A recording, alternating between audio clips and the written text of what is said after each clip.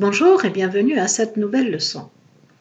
Aujourd'hui, nous allons travailler sur la théorie de l'argumentation, quelque chose de très important pour apprendre à donner votre opinion d'une manière organisée et structurée. Pour cela, nous allons apprendre comment faire une introduction, des plans et une conclusion. Mais avant tout, essayons de comprendre qu'est-ce que c'est une argumentation.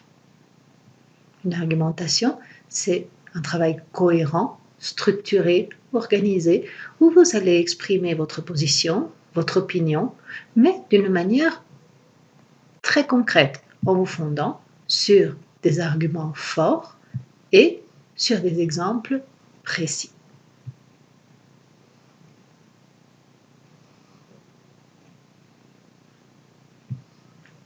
Analysons avant tout comment faire une introduction. L'introduction est l'une des parties les plus importantes de votre travail. C'est pourquoi elle doit être concise et précise en même temps. L'introduction a trois objectifs principaux. Présenter et situer le thème général, ce qui, en général, permet de répondre aux questions qui, quand, comment ou pourquoi, ou éventuellement, si c'est nécessaire, de donner une définition. En deuxième lieu, de poser la problématique, c'est-à-dire la question clé à laquelle vous allez essayer de répondre à travers votre travail. Et pour finir, d'annoncer le plan que vous allez suivre.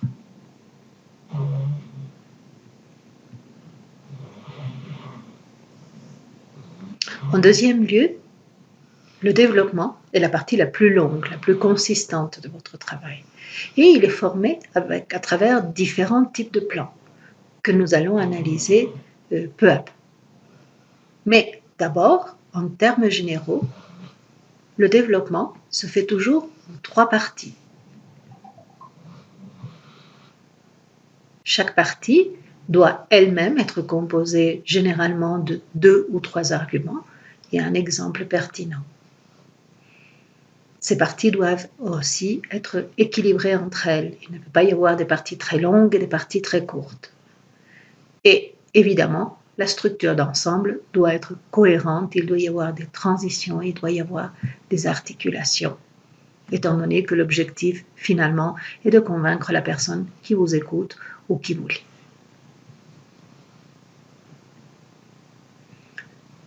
Pour le développement, il y a différents types de plans possibles. Ici, on va en analyser 4 qui sont les principaux.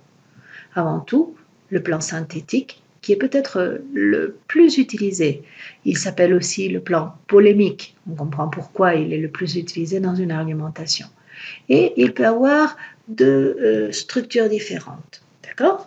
Il peut être formé par les avantages, les inconvénients et la synthèse et la prise de position. D'accord ? Ou il peut être composé avant tout par un état des lieux et ensuite les avantages et les inconvénients. Ça dépendra de celui qui s'applique le mieux à la situation présentée dans votre travail. Un autre plan extrêmement utilisé est le plan analytique, celui qui est connu généralement comme cause, conséquence, solution. Un plan simple, mais qui ne peut pas s'appliquer toujours à tous les travaux. Pour continuer, nous allons voir le plan thématique. Comme son nom l'indique, le plan thématique est formé de thèmes, d'accord ? Par exemple, on peut décider d'analyser l'aspect économique, l'aspect social, l'aspect psychologique d'un problème. Bien évidemment, ça va dépendre du sujet que vous allez avoir à analyser. Et pour finir, un quatrième type de plan est le plan comparatif, qui lui-même a différentes variantes, n'est-ce pas ? Je vais vous en présenter 2. La première permet de comparer la situation antérieure à la situation actuelle pour ensuite prendre position. Et un deuxième modèle, c'est de comparer par exemple la situation de la France et la situation de l'Équateur, la situation d'un pays et d'un autre, pour ensuite, encore une fois, prendre position. Voilà, ce sont les 4 types de plans les plus fréquemment utilisés. Naturellement, dans les jours qui viennent, nous allons les analyser beaucoup plus en détail. Et pour finir, la conclusion, qui est aussi fondamentale dans votre travail, parce que souvent, on a tendance à lire avec attention, surtout l'introduction et la conclusion. L'objectif de votre conclusion est bien évidemment de permettre de terminer votre travail de la meilleure manière. Et pour cela, elle est formée généralement de 2 parties.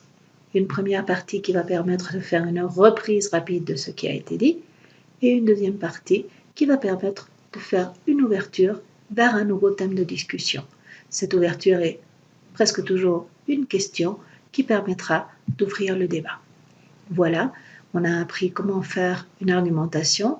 Nous allons analyser tout cela beaucoup plus en détail dans les jours qui viennent et à partir de maintenant, vous saurez comment structurer vos travaux.